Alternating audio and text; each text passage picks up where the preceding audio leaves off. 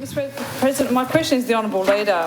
With the Group 6 metals mine commencing operations at the Grassy mine on King Island, an additional overburden being available in 2025 to potentially construct an all-weather safe harbour, which King Island doesn't actually have. One, will the Minister and Government consider funding the development of a master plan for the Grassy Harbour? Two, will the Minister keep an open mind about options to develop an all-weather safe harbour in Grassy? And three, is the Minister aware the development of an all-weather safe harbour in Grassy is a priority for the King Island Council? The Honourable Leader. Thank you, Mr President. I thank the Honourable Member for her question, and we do have multiple answers for the Member for Murchison today. The Member for Hobart, we are struggling to get your answers back within 24 hours, but I think that's been explained to you as to why. Yes, I'm happy to. Thank you for your patience. Until next week. Right, what about McIntyre? Question one. The answer. Question one. Tasport has advised there is no demonstrable need for a second safe harbour at Grassy. Neither is there a demonstrated need to develop a master plan for the Grassy Harbour. The Port of Grassy already has additional capacity beyond its current freight task. Tasports would only review its position on the need for an additional safe harbour if demand were to increase significantly. Question two. The Government remains open to consider a second safe harbour at Grassy, provided there is a demonstrable need for it. Tasports has advised there are no current or future plans to consider the second safe harbour at Grassy, given there is no demonstrable need for it. Despite the fact that the John Digan can't get in. Tasports is aware of the forecast overburden and has indicated to Group X Metals that it is willing to discuss productive use of the material to improve the existing port, for example in strengthening the existing breakwater or for land reclaim at the port. Question three. The Government and Tasports are aware that King Island Council is supportive of an all-weather safe harbour at Grassy. Mr President, I might comment further on that in adjournment. My further question is the Honourable Leader. Has the Government had any discussions with Regional Express Airlines regarding PTAS funded travel between King Island and Burnie Wynyard Airport? And if not, are there any plans to explore this option to enable greater travel options for King Islanders travelling on and off the island for medical care? The Honourable Leader. Mr President.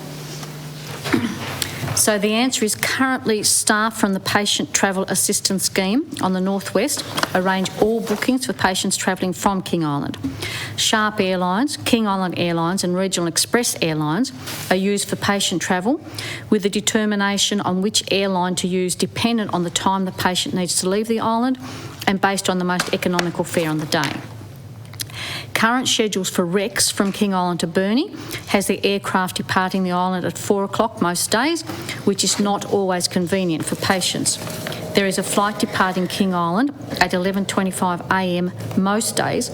However, that flight has a 6-hour stopover in Melbourne before arriving in Burnie at 8:25 p.m. Of course, if you happen to catch that one. Sharp Airlines have a 9:20 a.m. daily flight, which the Minister has advised the patients prefer to utilise, as it can mean they can return to the island the same day depending on appointment times, rather than needing to leave the island the day prior on the 4 o'clock flight and needing accommodation. At this stage, there are no plans to explore greater travel options with Rex, as PTAS have the capability of booking flights with them currently as required. Mr President, I have a few other questions, but this one's, I do actually need to go through some information to actually outline the nature of the question, so if we don't have time, we'll have to do the rest tomorrow. But Mr President, my question is the Honourable Leader, and there is a bit of a preamble to this one, and I apologise in advance. With regard to King Island shipping services and freight charges, I know Tasports charge wharfage for the use of port facilities. I'm informed that when Sea Road Shipping previously transshipped cargo from King Island ex-Melbourne via Devonport, the freight rates remained the same as if they were coming direct Melbourne to King Island. That is, there was no additional charge by Sea Road Shipping to their customers on King Island for the freight shipped via Devonport to King Island ex-Melbourne.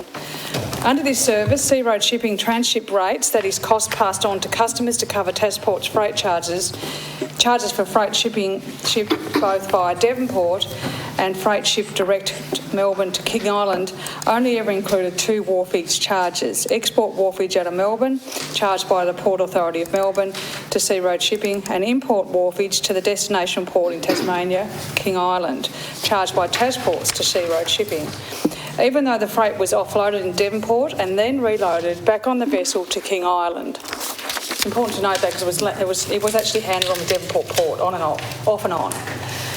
On the cessation of a direct service, King Island to Melbourne, Melbourne to King Island, March 2022, Tasports introduced new additional transshipped wharfage charges, which their state-owned shipping company, Bass Island Line, in turn is passing on to their King Island customers. There are 2 additional transshipped wharfage charges. These 2 additional transshipped wharfage charges are import wharfage into Devonport, ex-Melbourne, and export wharfage Devonport to King Island. Once again, King Island was previously charged 1 set of Tasport wharfages by Sea Road Shipping, and now that Sea Road Shipping is no longer shipping to King Island and the state government-owned Bass Island Line has withdrawn its direct sailing King Island, Melbourne, King Island, Tasports commenced charging the community of King Island 3 sets of wharfage in March 2022. Import wharfage into Devonport ex-Melbourne, export wharfage out of Devonport to King Island, and import wharfage into King Island from ex-Devonport.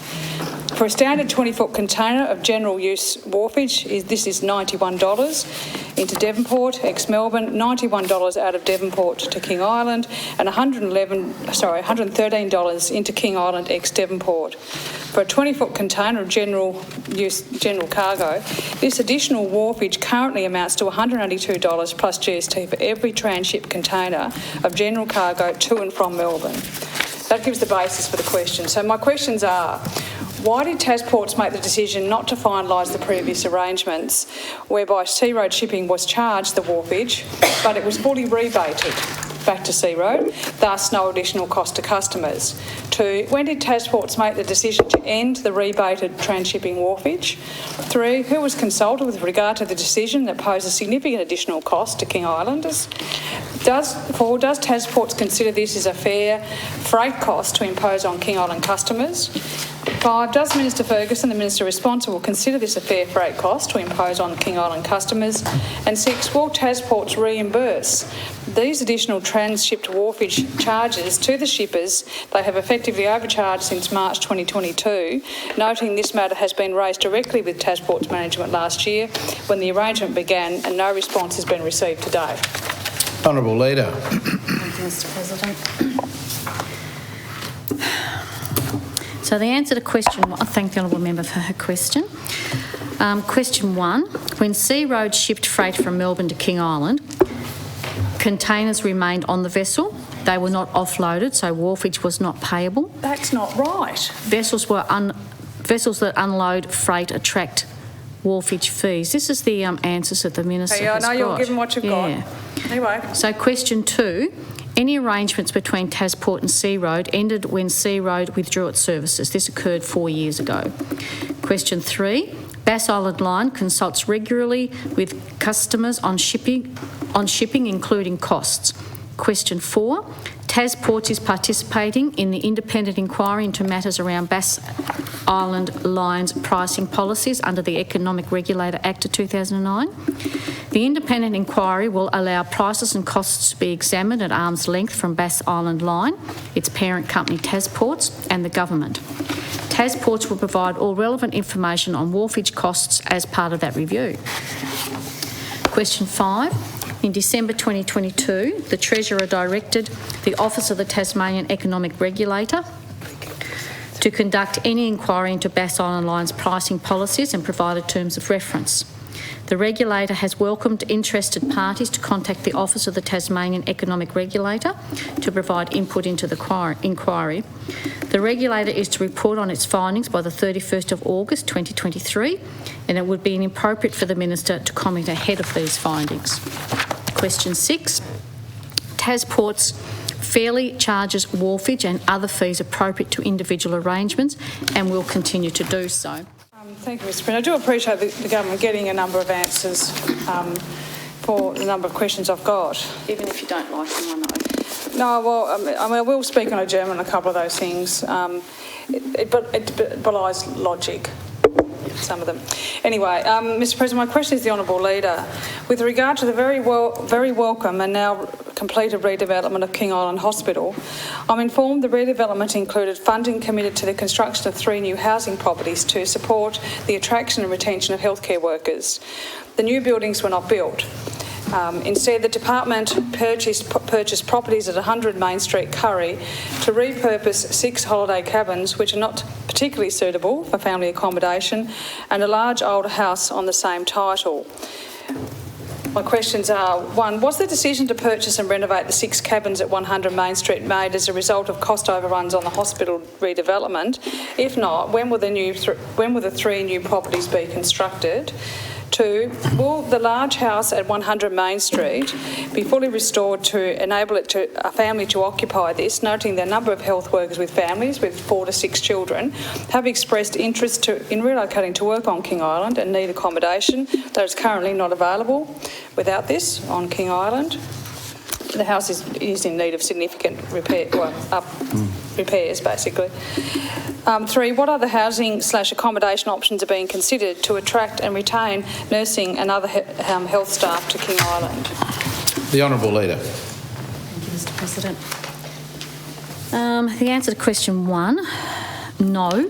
The decision was made as the tender received for the construction of the staff accommodation on the grounds of the King Island Hospital did not represent value for money.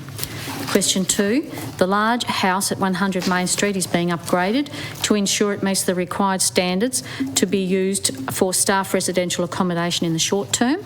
Question 3, the Department of Health is working to better understand future demand for health staff housing on King Island and other areas of need, and is developing an eligibility policy to determine future housing requirements. In addition, the department is centralising the management of rental accommodation and investigating commercial options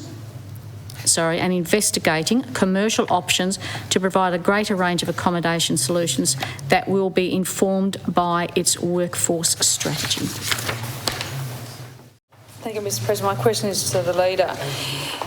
Is the government planning to employ a paramedic for King Island? And if not, why not, given the growth in activity on King Island and an active mine commencing operations? 2, if a paramedic is to be appointed to King Island, A, when will this position be recruited for? B, will it be a full-time position?